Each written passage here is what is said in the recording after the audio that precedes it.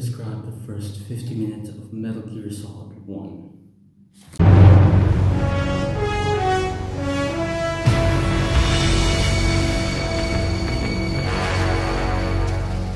This is on you, Buddy D.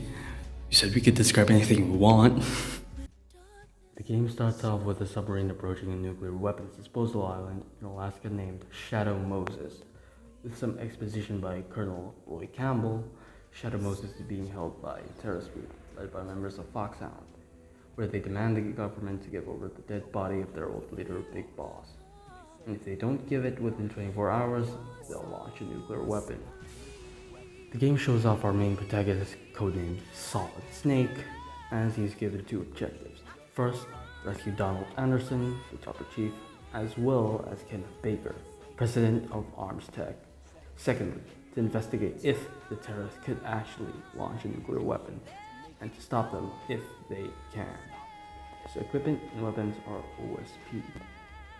Snake gets launched towards the disposal facility of the island on an SDV, swimmer delivery vehicle, where he proceeds to dispose of it near the facility and begins swimming to the island. He then enters the drainage pipe of the island to the disposal facility, where we get some more exposition about Foxhound. Their members consist of Psycho Mantis, Sniper Wolf, Decoy Octopus, Falcon Raven, Volver Ocelot, and their squad leader, Liquid Snake. Snake swims to the disposal facility via sewers when we see a glimpse of Liquid as he is ascending an elevator.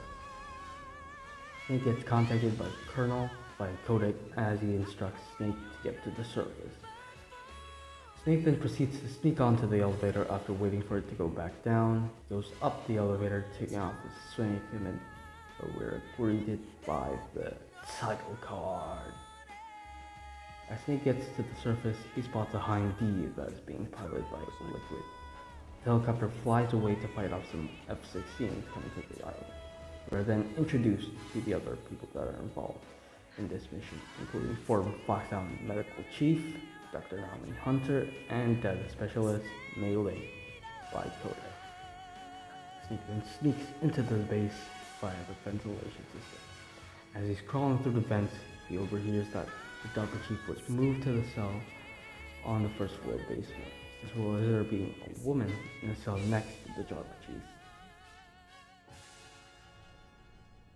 Snake gets out of the vents and sneaks onto a cargo elevator to go to the first floor basement. After getting to the first floor basement, he locates the Dr. Chief and crawls into the vents leading to his cell. Snake then drops down into his cell before giving the Dr. Chief a bit of a fright. Snake proceeds to tell him that he's here to save him. Before breaking him out of the cell, Snake asks if the terrorists could actually launch a nuclear weapon. Dr. Chief in turn said that they could launch a nuclear weapon. Snake questioned how they could launch one if the island was just filled with dismounted warheads. Dr. Chief explained that the island wasn't just for disposing of warheads. Change the world. What? A weapon with the ability to launch a nuclear attack from any place on the face of the earth. Also, it was housing a secret experimental weapon called Metal Gear X, a nuclear-equipped walking battle tank. And ourselves. We were going to use this exercise as raw data and then proceed to mass production. Yes, of course, there is a PAL. It's set up so that you need to input two different. However, the terrorists needed two different passwords to arm the warheads. One was with the DARPA chief, and the other is with the Arms Tech president. Even so, the terrorists found out the DARPA chief's password by using Psycho Mantis' psychic ability to read minds, and it won't be long before they get the Arms Tech president's password. But there is a way to stop the arming of the warheads. By inserting 3 different card keys into the command center, Snake could effectively block the warheads from being armed. The DARPA chief tells Snake that the Arms Tech president is being held somewhere on the 2nd floor basement. He says that the entrance to where the Arms Tech president is being held was cemented over, but they didn't have time to paint it, So he suggests that Snake try and blow up any walls on the second floor basement that had a different color. The DARPA chief gives his security card to Snake to open any level 1 doors, but then he asks Snake if he heard any other way to unarm the warhead. Shortly thereafter, he goes into a state of mania before dying due to something unexplained. Maybe a heart attack, Snake thought.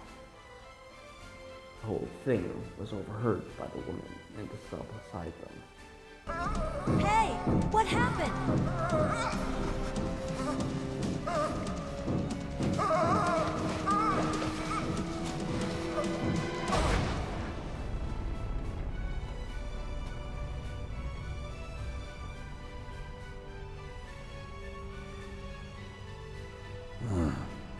Dead.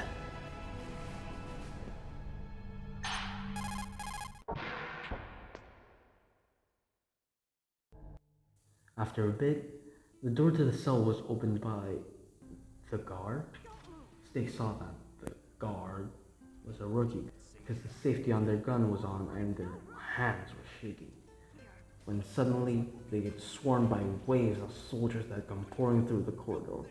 They do their best to hold out the onslaught of soldiers until the siege ended and there were none left.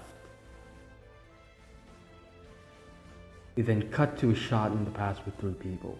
A man in a gas mask to the far left, an older gent to the far right, and Liquid in the middle, standing around what seems to be the DARPA chief's corpse.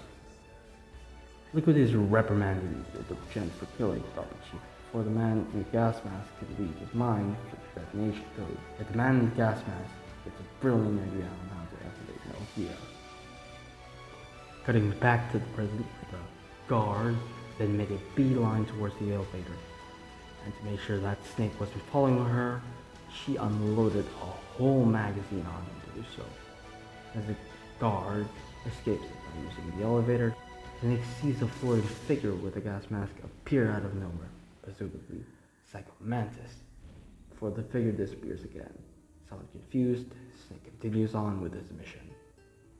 He then goes down to the second floor basement by elevator.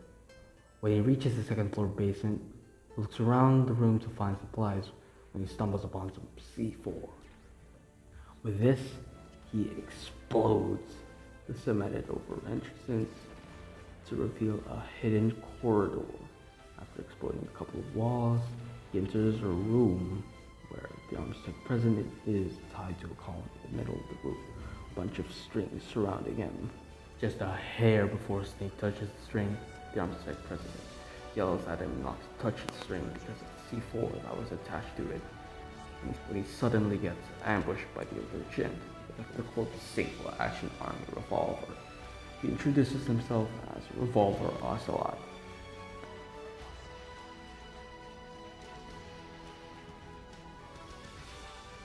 A courteous amount of gunspinning, they duel, around and around the room like a cylinder on a revolver. Before almost getting defeated by Snake, Revolver Ocelot gets his hand sliced off by something invisible. The invisible thing also cuts the ties off the Armsec president shortly before cutting off all the strings attached to C4s. The C4s all explode, but because the Armsec president was cut in his ties before they exploded, he wasn't in the range of the C4's explosions. However, Revolver Ocelot, on the other hand, gets knocked to the wall from the explosion. He flees after realizing who the invisible thing was. The invisible thing uncloaks and reveals itself to be a cyborg ninja before screaming in pain and dissipating out of sight.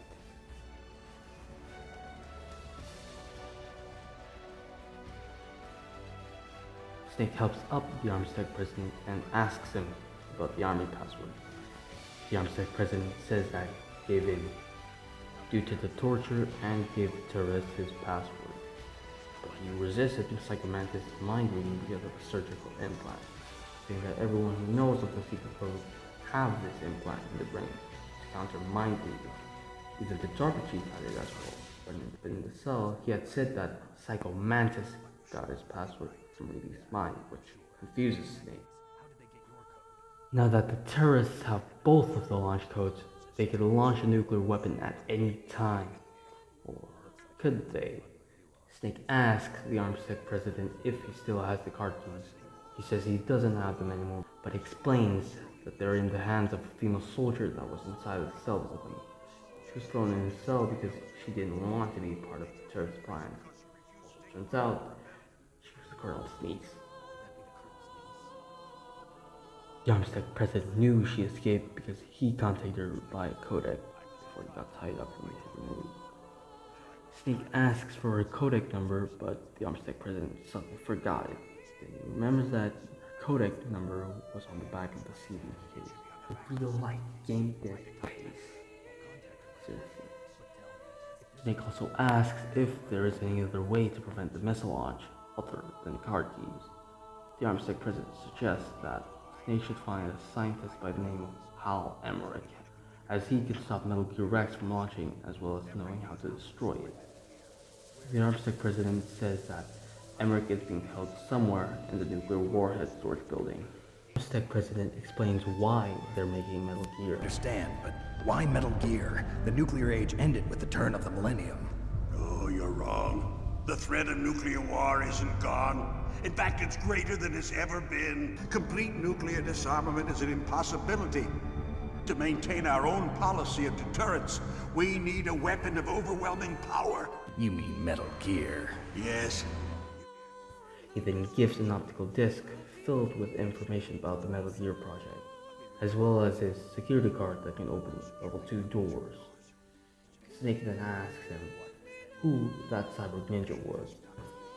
He replies that Snake should ask Naomi about that cyborg ninja, because of the fact that that cyborg ninja is Foxhound's dark little secret, shortly before entering a state of mania and succumbing to the same fate as the DARPA chief.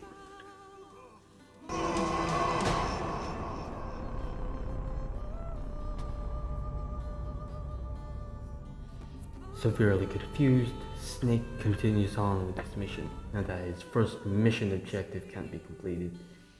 He goes on to find Emmerich and try to complete his second objective, which is to stop the terrorists from launching a nuclear weapon.